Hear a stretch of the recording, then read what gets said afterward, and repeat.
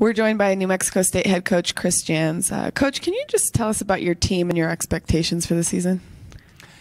Our expectations are high. You know, since we've arrived, we've talked about winning championships each and every year. Certainly that's not going to change in year two. We've put together a very challenging non-conference schedule, which I'm a firm believer in. Last year we had one as well, and it certainly prepared us for our WAC schedule, and we feel like this one will too. So like everybody, we're in the midst of the grind and trying to prepare our team for the whole season, but certainly we have some huge non-conference opportunities in the fall. You were picked to win the WAC by both the coaches and the media. Talk about those predictions. Yeah, I mean, I'm sure every coach that sits up here doesn't put too much stock in where you picked at in the preseason. All it does when you're picked one is probably put a little bit bigger target on your back. But our team's got a pretty good personality, and I think they'll take it in stride and understand that it doesn't get us closer to winning a trophy or winning a championship. And there's something for the fans to talk about. It's a rite of passage, if you will. Everyone in the country's doing it right now, and we got a pretty mature team that will understand that it doesn't mean much, and we just got to continue to work to get better. You have to replace WAC Player of the Year Jamario Jones, first team All-WAC honoree Zach Lofton. Talk about the impact those two had on your program and how you go about filling their shoes. Yeah, it's a question I've been fielding all off-season. I'm tired of talking about those two young men. I love them dearly and certainly wish they were back for game night. But it's going to be hard. You just don't replace guys of that caliber. I mean, Zach was such a prolific scorer, and as people that are following him currently, he's in training camp and doing great. And Jamario signed a G League contract, and hopefully they'll both make it professionally. But Jamario just was the heart and soul of our basketball team last year. He was the leader in the locker room, and they were quite a 1-2 punch. So we don't have anybody waiting in the wings to replace those guys individually. It's certainly going to have to be a team effort and by committee to do so. I think in the end our team's just going to be different. We won't have such a gap between our leading scorer and our second and third leading scorer. It's going to be more of a balanced team in the stat department. AJ Harris and Eli Shula were preseason All-WAC picks. Can you just talk to us a little bit about those two guys and what you're expecting from them this season? We inherited both those young men, and AJ was more of a scorer in a point guard's body, and the style and scheme that we've implemented requires a point guard to be more like a quarterback. And so it took a few months to get him to transform his game to what we were looking for, and fortunately he did that. People that followed our team closely saw the emergence of him as the season progressed, and there down the stretch he became not only one of our better players, but certainly one of our leaders. And certainly it's nice to have your leaders as your better players and as their point guards. So we're hoping he continues where he left off. He had a pretty good summer. He's having a pretty good fall, and certainly with being the only starter returning, he'll be looked at to carry some of the load, especially in the early part of the games. And then Eli Shula was coming off a very good season prior to our staff coming here, and probably had a disappointing season in his eyes and some other people's eyes. But we look for him to have a bigger impact in our program this year. He's had a really good off season, and he's changing before our eyes in terms of his daily approach to practice and doing the little things and getting himself in better shape. Hopefully that will continue, and he'll have a great senior season for us. Tell us about your junior college additions, Ivan and Muhammad. Yeah, we were fortunate to sign both those young men in the spring, and they came with quite a bit of fanfare, but I'm of the old school mentality that everybody loves their recruits, and they haven't done anything yet. So they're very typical of most first-year players right now. Their head's still spinning, and they're trying to figure it out. There's high expectations for both of those guys, and I'm sure they have them for themselves as well. But as a coach, you understand that there's going to be a transition, and they're going to take their bumps and bruises, and they're both trying to figure it out. But eventually, I don't know when that eventually will be. Hopefully it'll be sooner than later. They're both going to have big impacts on our program, and hopefully it'll be in the first year. Talking about a few more players, you have a pair of transfers that sat out last year, and JoJo Zamora and CJ Bobbitt, and two other players, Robert Brown, Jabari Rice, that redshirted. What are you expecting from them this season?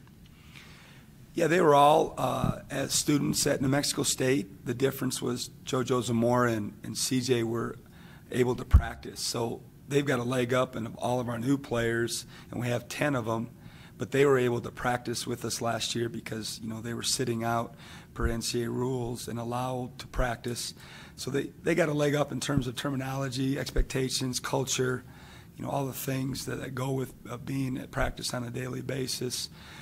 So we're hoping that, they can step in and they got Division I experience. They both have been in college programs for 2 or 3 years respectively, and we look for them to be able to get in our rotation and try to help us win some games. And then Robert and Jabari, are freshmen. They didn't have the experience of being at practice on a daily basis. It's still all new to them. Now, they're obviously not new students to our university, so they understand the campus and what it's like to be a college student. But they're still trying to find their way. But all 4 of them will have opportunities to play this year. This question comes from Twitter user Elliot J. Marr. What's your team hashtag or motto, and what does it mean? That's a good question. That's not really our deal. We're not a model team. If you walk into our locker room or our practice facility or my office, there's not a bunch of quotes or mottos, and we talk as a team about, we know who we are, and hopefully other teams will know who we are, the more they see us play, et cetera. And, if we need a slogan or a motto to motivate us, then we're not going to get to where we're trying to get to. And I'm not saying that there won't be a time and place for our program to have something like that, but thus far, we've just kind of stuck to the staples of our program and trying to get them to continue to build our culture. Your non-conference schedule includes games against St. Mary's, Kansas, Washington State, and Colorado State. Can you talk about your non-conference slate? Yeah, it's pretty daunting. It was a lot of fun putting it together. It was fun to talk about amongst our staff and our players and certainly our fans. But when it was said and done and the ink was dry, looking at it now, it's like Murderer's Row. And but at the same time, I look at that as, what great opportunities for our team. Last year, we kind of moved the needle in the fall with some of our bigger wins and got people in the national media talking about us. And you can win a lot of games, but for whatever reason, I think you have to beat some Power 5 type schools or some programs like St. Mary's to move the needle outside of your own region. And so I'm a firm believer in taking those cracks at those type of programs. But we'll definitely have our hands full, and we'll have to be ready every night we go out. You have a new assistant coach in James Miller. Can you tell us a little bit about him? Yeah, James is actually a native to Colorado. He started his coaching career at Pueblo down the street from Denver, and he's got a junior college background, as do I, and he's been a head coach. And when my right-hand man, Lou Godino, left to go to Wichita State, his name kept coming up, and I was familiar with James, and we spent some time together. And for what I was looking for, he fit the bill, and he's hit the ground running. We took our team to Spain this off-season, and he was able to get hired before we left, so I thought that was crucial in his transition in terms of learning the system, the terminology, and establishing relationships with the players and his colleagues, et cetera. And he's fit in well, and he's one of those guys that can do it all, and he's going to provide a lot of value to our program. This question comes from Twitter user Jack Galindo. How did that foreign tour to Spain help your team chemistry, and would you try to go again in 4 years? Hopefully the team chemistry will bear its fruit once we get into these games. I do feel like at this point in the season comparable to maybe most teams that were a little closer. I remember last year walking in the locker room a lot before video or before talking to him prior to practice, and there was a buzz in there, and I would tell the guy walking into me, that's what winning sounds like. And they're already talking like that, you know, and they're excited, and I feel like they're building good relationships. So I think that was probably the best thing about it. Unfortunately, the competition wasn't the best. I don't think it helped us that much basketball-wise, except for having the 10 practices, you know, prior to leaving. So it's put us ahead of the curve in terms of putting our system in. But this day and age, with all the access that everybody has with their players in the off-season, I don't think it moves the needle quite as much as it did before those rule changes. And certainly, if you know we're afforded another opportunity in 4 years, we definitely would love to go on another trip like that. Talk about the recent success of the WAC and the direction the league is heading. Yeah, I was very impressed as a newbie last year. I didn't know what to expect. I've been in the Midwest for the majority of my career and wasn't that familiar with the venues, the fan bases, the coaches. You know, I don't have a historical perspective of the numbers. All I know is that last year, number-wise, the WAC ranked very well amongst our peer conferences, and we had a great season, RPI-wise, et cetera. And a lot of teams made postseason.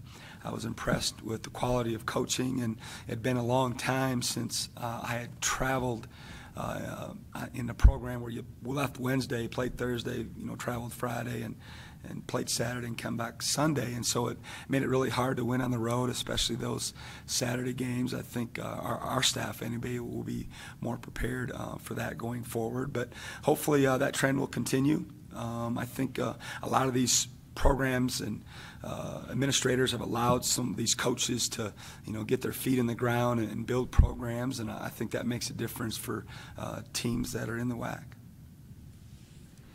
All right. Thank you, Coach. All right. Thank you.